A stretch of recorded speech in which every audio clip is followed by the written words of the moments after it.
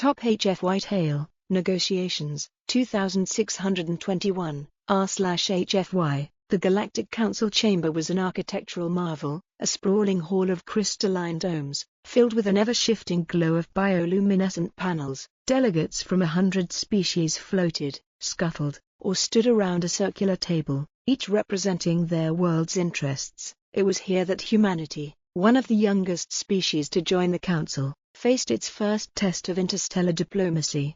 At the center of the table stood Ambassador Elise Carter, a woman whose tailored navy suit and calm demeanor concealed a lifetime of hard-earned negotiation experience. Her opponent, if one could call him that, was Overseer Kthar of the Krillith, a hulking, insectoid alien whose exoskeleton shimmered under the biolights.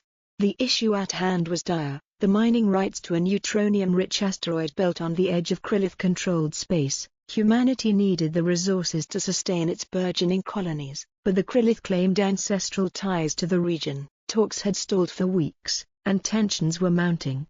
Overseer Kthar clicked his mandibles. The Krillith have bled for those asteroids for centuries. We will not surrender them to upstart primates who have barely learned to leave their gravity wells. Elise smiled politely. And yet, Overseer, those upstart primates have managed to terraform barren worlds and turn deserts into gardens. Surely, a species as venerable as yours could appreciate our ingenuity. A low hum of approval rippled through the chamber. Humanity had gained a reputation for making the impossible possible, and many delegates nodded at Elise's words. Kthar's mandibles twitched in annoyance. Words are wind, Ambassador. What can your kind offer the Krillith that would make such a concession worthwhile? Elise leaned forward, her voice dropping just enough to suggest a hint of menace. Humanity offers partnership. You have bled for centuries over those rocks because you lacked the technology to extract their true value efficiently. We can change that. She tapped a holographic tablet, and a three-dimensional projection appeared above the table. It displayed humanity's advanced mining drones, which operated autonomously in environments lethal to organic beings. Our drones can triple the yield of your current methods, she continued. In exchange, we propose a joint operation, 50% of the resources for humanity, 50% for the Krillith, both our people's benefit. Kthar's compound eyes narrowed. And if we refuse, what then? Elise's smile widened, but her eyes turned cold. Refusal would be unfortunate. Humanity has a saying, Overseer, necessity is the mother of invention. If denied access to the belt, we will innovate, as we always do, and when we succeed, you will find yourself competing not with an ally, but with a rival. The room fell silent. The implication was clear. Humanity's history was rife with examples of overcoming impossible odds, from surviving their homeworld's harsh environment to creating starships capable of crossing light years. No one doubted that if forced, they would find a way to bypass Krillith claims entirely. Kthar's mandibles clicked in agitation, but he nodded slowly. Your terms are acceptable. A joint operation it shall be, but know this, Ambassador, the Krillith do not forget debts, nor slights. Elise inclined her head. Nor do humans. I look forward to building a future where we can both thrive. The chamber erupted into applause, a rare display in a council often divided by self-interest. Humanity had not only secured the resources it needed but had also demonstrated its knack for diplomacy, and its ability to back words with action. As Elise walked away from the negotiation table, her aide whispered, Do you think they'll hold to the agreement? Elise glanced back at Kthar, who watched her with an inscrutable expression. For now, she said, but let them remember this, humanity doesn't just survive, we excel. And with that, she strode out of the chamber, humanity's banner rising ever higher in the galactic arena.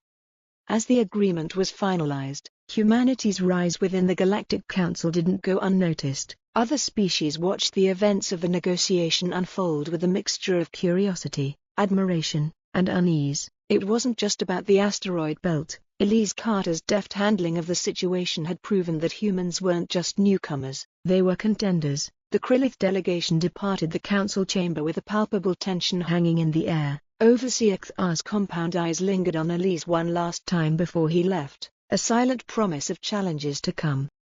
Chapter 2, The Edge of Collaboration. 2 months later, the joint mining operation was in full swing. Human drones hummed alongside Krillith machinery, carving out the neutronium-rich veins of the asteroid belt. The shared base on asteroid XR5 was a hub of activity, where engineers and scientists from both species worked side by side, or at least in uneasy proximity.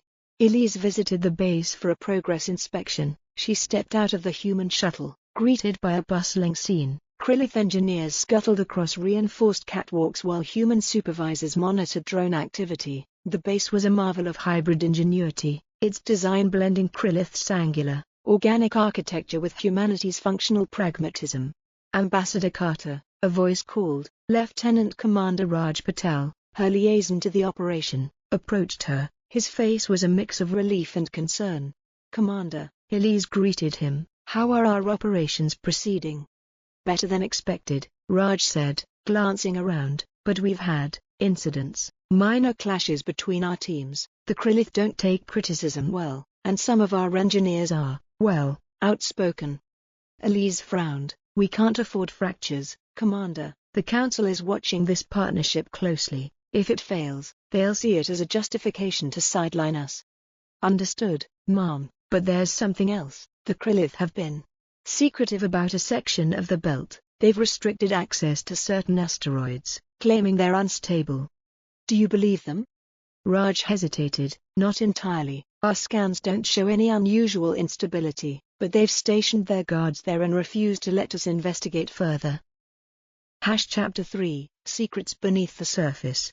That night, Elise decided to take matters into her own hands. Dressed in a standard-issue engineering suit, she joined a human team conducting routine scans near the restricted zone. The Krillith guards were a looming presence, their chitinous forms silhouetted against the faint glow of distant stars. Elise noted their positioning, strategic, almost militaristic. "Ambassador," one of the engineers whispered, "are you sure about this? If they catch you—" "I'm just here to observe," Elise replied, though her tone left no room for argument. As the team moved closer, their scanners picked up faint energy signatures from the restricted area, unusual, fluctuating patterns unlike anything associated with mining operations. Elise's brow furrowed. What were the Krillith hiding? Before she could ponder further, a Krillith overseer approached, flanked by two armed guards. "Ambassador Carter," the overseer rasped, his mandibles clicking in barely restrained irritation, "you are trespassing." "Simply ensuring the safety of our operation," Elise said, her voice calm. "Your restrictions are impacting our efficiency. Surely, you can provide transparency to ease our concerns." The overseer loomed closer. "The Krillith do not answer to human demands. Return to your designated zones." Elise held her ground, but the situation was escalating. Recognizing the danger, she nodded to her team to fall back. Chapter 4, The Revelation. Back at the base, Elise reviewed the data her team had gathered. The energy signatures hinted at something more than mining. Speculation ran wild in her mind: ancient technology, hidden weaponry, or perhaps a natural phenomenon the Krillith wanted to exploit alone. The next day, Elise called for a private meeting with Overseer Kthar. The insectoid alien regarded her with wary suspicion as they met in the sterile confines of a conference room. "Overseer," Elise began, "this partnership cannot succeed without trust. Your secrecy undermines everything we've built here." Kthar's mandibles twitched, a gesture Elise had come to recognize as irritation. "You ask for trust while violating our sovereignty. The restricted zone is sacred ground to the Krillith. We guard it not for greed, but for the survival of all." That admission gave Elise pause. "Survival? Explain."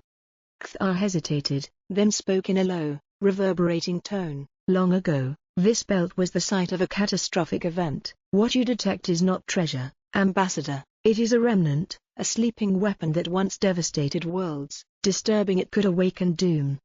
Elise's blood ran cold. If Kthar was telling the truth, their joint operation was balanced on a razor's edge. "Then why not tell the Council?" Elise asked. "The Council," Kthar spat, "would exploit it, or worse, unleash it." Elise leaned back, her mind racing. Humanity was inextricably tied to this operation now. For better or worse, the stakes were higher than resources or alliances. They were about survival itself. "Very well, Overseer," Elise said finally, "but if this weapon truly exists, we need to ensure it stays buried, together." Kthar inclined his head. "Agreed, but remember, Ambassador, secrets bind as tightly as chains. Let us hope yours do not become too heavy to bear. As the two negotiators parted ways, the fragile alliance hung in the balance, and the shadows of the past threatened to shape the future of humanity and the galaxy alike. Chapter 5, Awakening Shadows.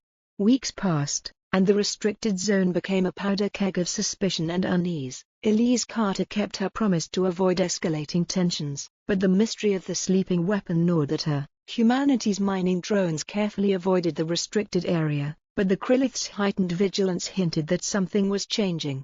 The first sign of trouble came during a routine drone maintenance cycle. A human technician, curious and reckless, piloted a scanner drone too close to the restricted zone. The drone transmitted a single, garbled signal before vanishing in a flash of light.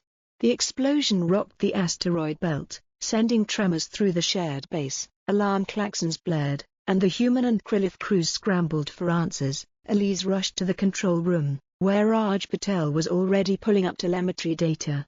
"What happened?" she demanded. Raj grimaced. "One of our drones crossed into the restricted zone. It triggered something. Energy readings spiked off the charts just before the blast." On the monitor, an ominous glow now emanated from the restricted area, a pulsating, crimson light that seemed to twist the very fabric of space around it. Chapter 6, The Weapon Stirs. The Krillith responded swiftly, deploying their elite soldiers to contain the zone. Overseer Kthar personally arrived at the base, his towering form bristling with tension. "You were warned," Kthar hissed, his mandibles flaring. "This is the consequence of your kind's reckless curiosity." Elise didn't flinch. "One drone doesn't justify this level of hostility, Overseer. If we're going to fix this, we need to work together. What exactly are we dealing with?" Kthar hesitated, then sighed, a strange, almost human gesture for a Krillith. "It is called the Carson Rift Engine, an ancient device, older than the Krillith, older than most of the Council species. It was designed to tear apart space-time itself. Once, it wiped out an entire star system in an instant. We believed it was dormant, buried here for eons. And now it's waking up," Elise said grimly. Kthar nodded. "If it fully activates, nothing within 1,000 light-years will survive. We must destroy it." Elise's mind raced. Destroying the device might avert disaster, but it could also trigger an uncontrolled reaction. She needed more information. "Give us access to your records," Elise said. "Let us analyze this together. Humanity has experience with ancient technology. We might see something you've missed." Kthar clicked his mandibles but eventually relented. "You will have limited access. Do not make me regret this, Ambassador." Chapter 7, A Plan Forms. In the following days, human and Krillith scientists worked around the clock to analyze the Carson Rift engine. The device was a marvel of incomprehensible engineering, its core pulsing with energy that defied known physics. The analysis revealed a terrifying truth: the engine wasn't just waking up, it was broadcasting a signal, a beacon. Who would it be calling? Raj asked, frowning at the data. "Not who," Elise corrected, "but what. This device was designed as a weapon. If it's sending a signal, it might be summoning something to finish what it started." Kthar was grim. "There are legends of the Carson Builders, a race that vanished long before our time. Some say they destroyed themselves with their weapons, but others believe they left watchers, guardians of their technology." "Guardians or conquerors?" Elise muttered. The team devised a plan. If they couldn't deactivate the engine, they would need to contain its energy. Humanity's drone technology and Krillith energy shielding would be combined to create a stabilization field. It was a desperate gambit, and even the smallest miscalculation could result in catastrophe. Chapter 8, The Final Stand. The stabilization operation began under the shadow of the glowing rift. Elise stood on the command deck, overseeing the deployment. Around her, human and Krillith engineers worked in tense harmony. "Drones are in position," Raj reported. "Field generators are online." "Good," Elise said. She turned to Kthar. "This is it. If we fail."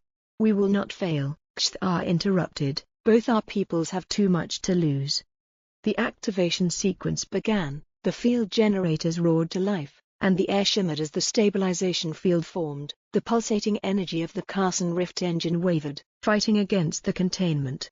For a moment, it seemed to be working. The crimson glow dimmed, and the signal faltered, but then, A deafening roar echoed through the asteroid belt, a sound that wasn't sound but pure vibration, rattling bones and exoskeletons alike.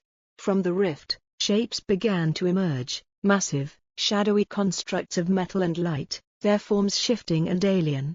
"The Guardians," Kthar whispered, his voice filled with dread. Chapter 9, Humanity's Resolve.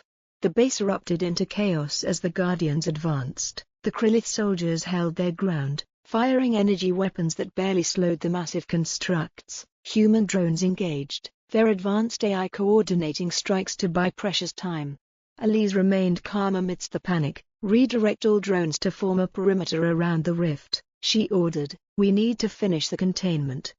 The combined forces of humanity and the Krillith fought valiantly, their partnership tested to its limits. Elise worked alongside Kthar, their differences forgotten in the face of annihilation.